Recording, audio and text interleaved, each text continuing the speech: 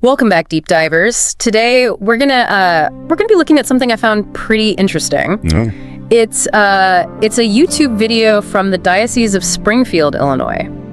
Interesting. Yeah, and it's about this idea of cafeteria Catholicism. Have you heard this before? I have, yes. Okay, so it's using this idea to critique President Biden. Wow. Yeah, so it's this really interesting kind of mix of religion and politics. Right. So the video is from the Bishop of the Diocese. Okay. And he basically says that President Biden's stance on abortion rights, specifically some actions he's taken, clash really hard with, like, the Catholic teachings. Mm-hmm. Yeah, and he uses the word sacrilege.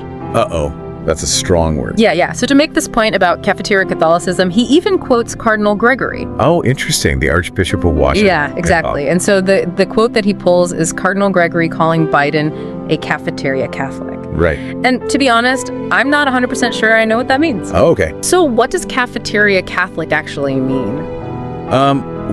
Well, I mean, it's kind of like, you think of a cafeteria, there's a buffet with tons of dishes, right? And you can't eat it all. Right. You have to pick and choose what looks good to you. And that's basically what the bishop is saying that Biden is doing with the Catholic teachings, just taking what he likes and leaving the rest. It's this whole idea that you can personalize your faith, kind of a build your own belief system. So it's not about like embracing all the different parts of the faith, but picking the ones that kind of fit into your individual views. Yeah, exactly. Gotcha. And, to really illustrate this point, the bishop, he uses a very specific example. Okay. He points to Biden making the sign of the cross at an abortion rights rally. Really? Yes, and this actually caught the attention of Bishop Munilla over in Spain. Wow. International controversy over a hand gesture. Yeah, so the sign of the cross is obviously a deeply symbolic act for Catholics, right? Right. But for the bishop, he's saying that the context of Biden doing that at this event, which supports something the church is so strongly opposed to, that's where the problem lies. I see. Yeah. And I mean, the bishop doesn't hold back. He really doesn't hold back on his word choice. He quotes Bishop Munilla actually calling Biden's action, quote, sacrilegious. Wow. Yeah, and even it's a desecration of the sign of the cross. Yeah, the word sacrilege, it's definitely not something that's thrown around lightly, especially in a religious context. So the Catechism of the Catholic Church, basically their rule book, it defines sacrilege as treating something sacred with disrespect. And that can include things like sacraments, holy places, even people dedicated to God. So the bishop is saying that by Biden, invoking the sacred symbol while at the same time supporting something the church sees as a grave sin, he's committing sacrilege. Exactly. Yeah. And he doesn't stop there. He goes even further by listing out very specific actions that Biden's taken to support his argument. Okay. So, for example, he brings up Biden's promise in the State of the Union address to restore Roe v. Wade, and his presence at that abortion rally in Tampa. Okay, so clearly the bishop sees these as big contradictions. And he even brings up the big three: heresy, apostasy, and schism. I mean, those sound pretty serious. Are those like the ultimate Catholic no-nos? Pretty much. They represent a range of dissent, within the church. Okay. So heresy, that's basically denying a fundamental teaching of the church. Right. Apostasy is that takes it a step further. That's the complete renunciation of the faith. Wow. And then you have schism, which is a break in unity with the church, especially with the Pope. So the bishop is using all these definitions from canon law, basically the church's legal system, to kind of underscore how serious he believes Biden's actions are. Yeah. But he never actually labels Biden with any of those terms. It's a very calculated approach. It is. He's using the weight of those terms without directly, accusing Biden, and it adds this whole layer of nuance to his argument.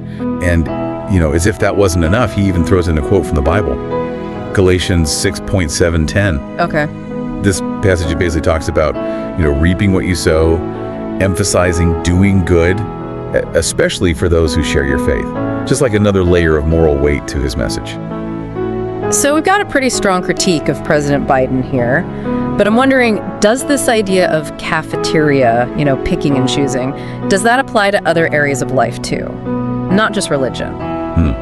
That's a good point. I mean, we see it in politics all the time, right? Where people may agree very strongly with parts of their party's platform, but not others. Yeah, good point. Or even, in our personal lives, when we're trying to reconcile our actions with our values. Right. Something to think about. It is something to think about, and it's something we'll definitely be exploring further as we continue this deep dive. looking forward to it. So stick with us as we unpack this whole idea of cafeteria Catholicism and, its implications beyond religion. It's pretty wild how strong the bishop's language is in this video. Yeah. Like, he really uses terms like sacrilege, throws around heresy, apostasy. I mean, really underscores how serious he views this whole situation. I think you're right. It's like he's drawing a line, it's like this is what the church teaches, and these actions just don't line up with that. Exactly. But it makes me wonder, how common is this cafeteria Catholicism thing? Right. Is this like a new idea, or has this been around for a while? I mean, the term itself might be fairly new. Okay. But the idea that people pick and choose which religious teachings to follow, well, that's not exactly a new phenomenon. Right. Throughout history, you see people, individuals and groups interpreting and practicing their faith in different ways. Makes sense. It's all part of how belief systems evolve. So it's not just like a modern day problem. Right. Makes sense. Religion is a very personal thing. Absolutely. People's beliefs are shaped by their own experiences, the culture they live in, how society changes around them. It's a great point. And it reminds us that, religious beliefs aren't static. Right. They're always being reinterpreted, adapted to fit the times. Right. Which leads to a really interesting question. Okay, what's that? How do we, as individuals, navigate the complexities of faith, in a world that's constantly changing? Yeah, that's a big one. It is. It's like we're always trying to balance our own personal values with the teachings of our faith. Totally. And sometimes those two things might clash a bit.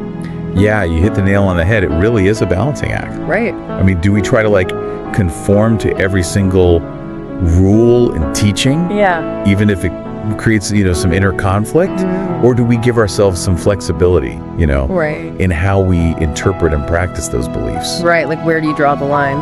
Exactly. And that's something that so many people grapple with. Yeah, it feels like this video is wrestling with those questions. Yeah. But from a very, specific, and let's be honest, pretty critical perspective. Totally. It's like a snapshot Okay. of an ongoing conversation within religious communities about how to deal with these kinds of complexities. In a world that, never stops changing. Exactly. And it's interesting because, stepping back a little bit, President Biden isn't the first Catholic politician who's faced scrutiny over this whole abortion issue. Oh, definitely not. It seems like it keeps coming up. You're right. That intersection of faith and politics, especially on these hot button issues like abortion, it's bound to create tension. Right. People have really strong beliefs. They do. And when those beliefs bump up against political stances, it sparks debate. Big time. Which brings us back to the video and, the bishop's strong words for President Biden. It's like, by calling him a cafeteria Catholic, he's saying that Biden is being selective in which parts of his faith he follows, and that his actions on abortion are unacceptable. Exactly. But I wonder, does the bishop speak for all Catholics? Is this view widely shared within the church? That's the million-dollar question, and it's a really important one. It is. And it requires us to consider, the bigger picture here. Okay, so where do we go from here? Let's zoom out a bit and explore the wider context of this whole debate. Okay. And see how different voices within the Catholic Church are responding to these really complex issues. I'm ready. Let's dive in. All right. So you're saying there's more to this than just, one bishop's opinion? Oh, absolutely. You got to remember the Catholic Church, while having, a central structure, it's incredibly diverse. Oh, okay. There's a huge range of viewpoints on tons of issues, even ones that are, considered to be core teachings. So while the bishop in the video is, offering this pretty strong critique of President Biden, it's not necessarily the view of all Catholics. Exactly. There are plenty of Catholics who might be personally opposed to abortion, but they believe in the separation of church and state. Okay. And might not support, denying access to legal abortion. Their faith informs their personal views. Right. But they don't want to impose those views on others through politics. Makes sense.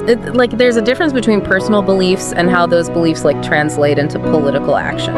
Yeah, it's a good distinction. And this video seems to be really focused on, a specific interpretation of Catholic teaching, right, and using that to judge a politician. Exactly. And by using this cafeteria Catholicism framing, right, it's suggesting that, Biden isn't really being true to his faith by supporting these policies that go against church teachings. Which kind of brings us back to that question about picking and choosing. Does it apply outside of religion? Right. In other parts of life? It's everywhere, isn't it? I mean, look at politics. Right. All the time. People align with certain parts of a party platform, but disagree with others. It's like we all create our own little buffet like that. of beliefs and values, picking what works for us, even if it seems kind of contradictory. It's so human, isn't it? Yeah. It's like we're all trying to navigate these complex situations and make decisions based on, so many factors. Right. Not always sticking to like a strict set of rules. And that's what makes this whole thing so fascinating to me. It's not just about one religious group criticizing a politician, but it's this broader exploration of how we all deal with, conflicting beliefs and values. And how we apply those beliefs in a world that's always changing and challenging us. Right, exactly. So as we're wrapping up this deep dive, I'm left with this sense of possibility. Oh, I'd like that. Like maybe we can hold on to our beliefs while still allowing ourselves to question things, to grow, and to find our own path. I think that's beautifully said. And that's really the most important thing we can take away from this. It's like any journey. It's about exploring, embracing the complexity. And finding our own way. Couldn't have said it better myself. Until next time, deep divers, keep those minds open and keep exploring.